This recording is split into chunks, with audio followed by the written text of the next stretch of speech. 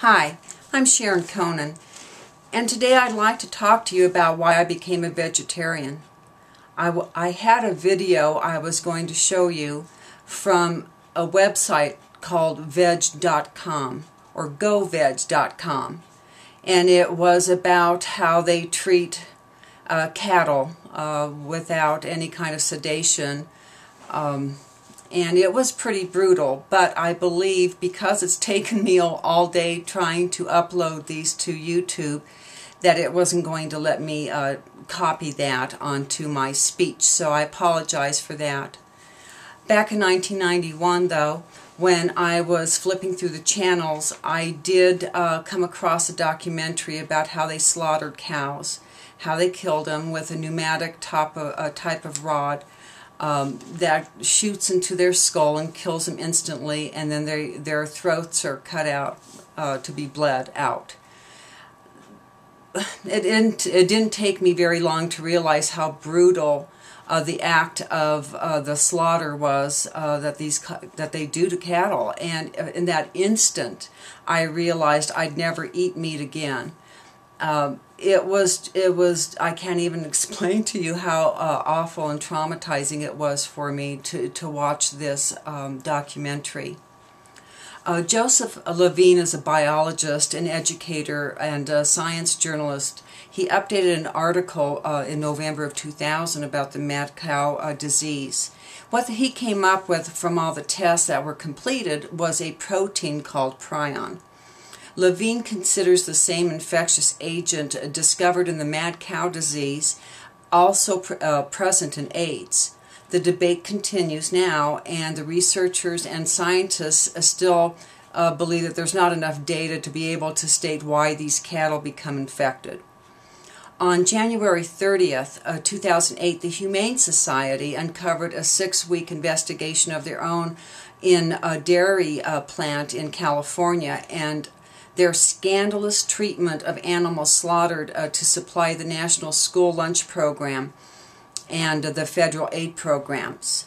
The torture is right out of waterboarding manual, said Temple Grandin, who is a professor of Colorado State University.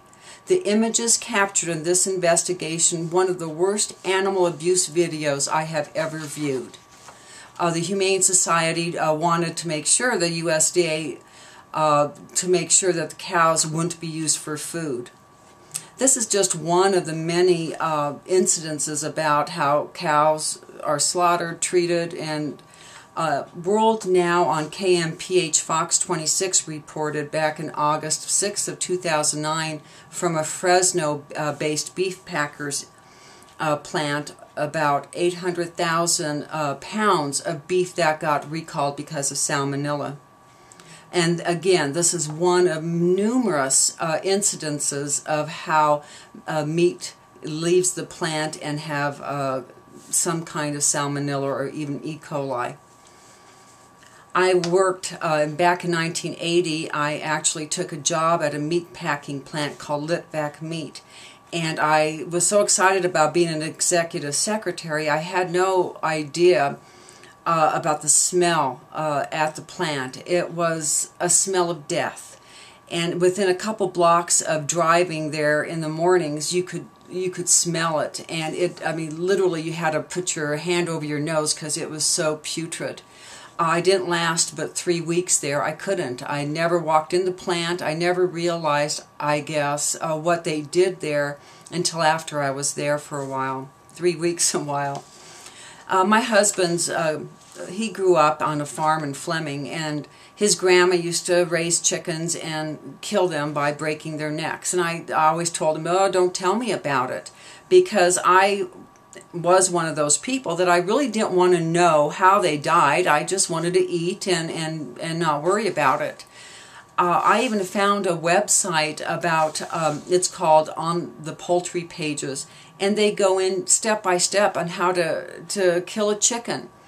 And I've realized after doing research, there is no humane way to kill an animal.